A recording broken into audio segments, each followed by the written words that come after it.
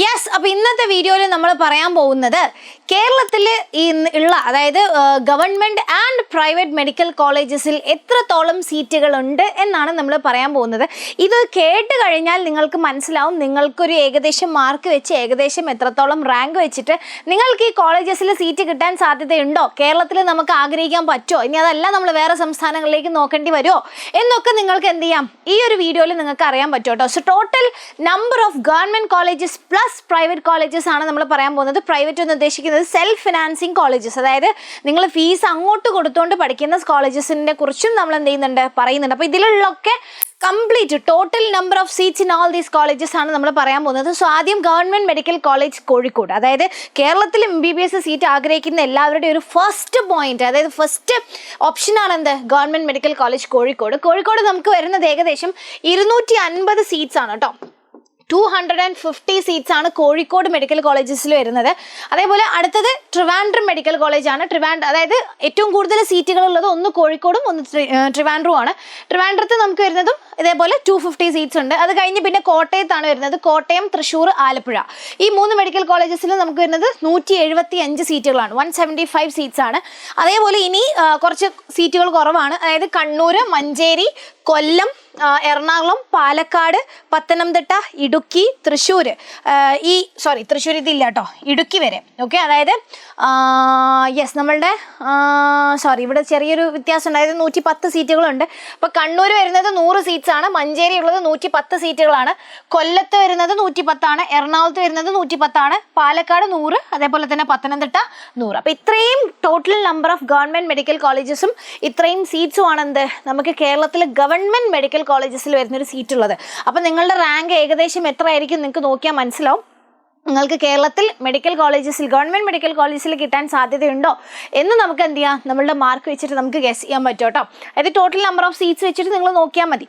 ഇനി നമ്മൾ പറയാൻ പോകുന്നത് സെൽഫ് ഫിനാൻസിങ് കോളേജസ് ഏതൊക്കെയുണ്ട്, അതായത് നിങ്ങൾക്ക് ഫീസ് കൊടുത്ത് പഠിക്കാൻ പറ്റും എന്നുണ്ടെങ്കിൽ നിങ്ങൾക്ക് റാങ്ക് ഒരു വിഷയമായിരിക്കില്ല ആ സമയത്ത്. അതായത് അത്യാവശ്യം വലിയ റാങ്ക് ഉള്ളവർക്കും എന്ത് ചെയ്യാം, ഇതിലേക്ക് അതായത് സെൽഫ് ഫിനാൻസിങ് കോളേജസിൽ പോകാൻ കയ്യിൽ ക്യാഷ് ഉള്ളവരാണെന്നുണ്ടെങ്കിൽ എന്ത് ചെയ്യാം, ഓഫ്കോഴ്സ് നമ്മളുടെ സെൽഫ് ഫിനാൻസിങ് കോളേജസ് ചൂസ് ചെയ്യാം, no problem.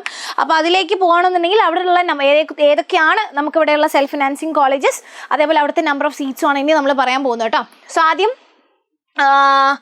Jubilee mission medical കോളേജാണ് തൃശ്ശൂർ വരുന്നത്, അതായത് 100 സീറ്റ്സ് ആണ് അവിടെ ഉള്ളത്. പിന്നെ Amala Institute of Medical Sciences തൃശ്ശൂരുണ്ട്, 100 സീറ്റുകൾ.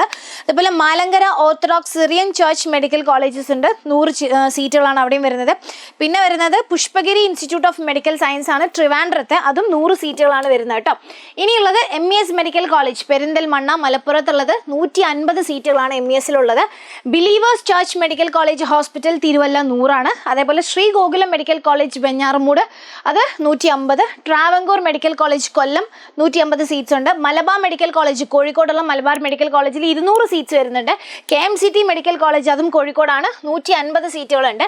Doctor Somervell Memorial CSI medical colleges ഉണ്ട് കാരക്കോണം, അതും 100 സീറ്റുകളാണ് വരുന്നത്. SUT Academy of Medical Sciences ഉണ്ട് ട്രിവാൻഡ്രം, 100 സീറ്റുകളാണ്. അതേപോലെ Shri Narayana Institute of Medical Sciences ഉണ്ട് എറണാകുളം, അതും 150 സീറ്റുകളാണ്. Azeezia Institute of Medical Science Meeyannoor, അതായത് കൊല്ലത്താണ്, 100 സീറ്റുകളാണ് വരുന്നത്. പിന്നെ PK Das Institute of Medical Sciences Ottapalam, അത് 200 സീറ്റുകൾ വരുന്നുണ്ട്.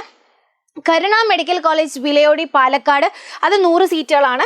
അതേപോലെ mount Zion medical college Pathanamthitta 150 seat വരുന്നുണ്ട്. Moopens medical college Wayanad 150 seat വരുന്നുണ്ട്. Al Azhar medical college Thodupuzha 150 seat വരുന്നുണ്ട്. Palakkad Institute of Medical Science Walayar ഒരു 150 സീറ്റുകളും വരുന്നുണ്ട്. അപ്പോൾ ഇത്രയുമാണ് നമുക്ക് വരുന്ന total number of government medical colleges and private, അതായത് സെൽഫ് ഫിനാൻസിങ് കോളേജസ് എന്ന് പറയുന്നത്. ഇതിൽ ഗവൺമെൻറ് മെഡിക്കൽ കോളേജസിലാണ് നമുക്ക് എന്ത് ചെയ്യുക, 1 രൂപ പോലും ചിലവില്ലാണ്ട് നമുക്ക് പഠിക്കാൻ പറ്റുക. അത് നമ്മളുടെ റാങ്ക് അനുസരിച്ചിട്ടാണ് നമുക്ക് അലോട്ട്മെൻറ്റ് കിട്ടുന്നത്.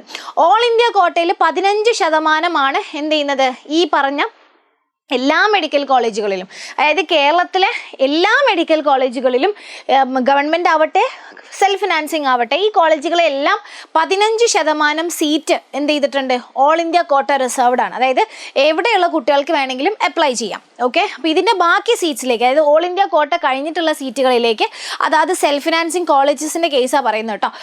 അവരുടെ NRI കോട്ട, മാനേജ്മെൻറ്റ് കോട്ട എന്നൊക്കെ പറഞ്ഞിട്ട് അവരുടെ സീറ്റുകളാണ് ഫില്ല് ചെയ്യുക. ബാക്കി 15% സീറ്റുകൾ നിങ്ങൾക്ക് ഓൾ ഇന്ത്യ കോട്ട വഴി നിങ്ങൾക്ക് അപ്ലൈ ചെയ്യാവുന്നതാണ്, നിങ്ങൾക്ക് കിട്ടുകയും ചെയ്യും. മറ്റേത് നിങ്ങൾക്ക് അറിയാം, സെൽഫ് ഫിനാൻസിങ് കോളേജുകളിൽ ഡൊണേഷനും കാര്യങ്ങളും അങ്ങനെയൊക്കെ ഉണ്ടാവും.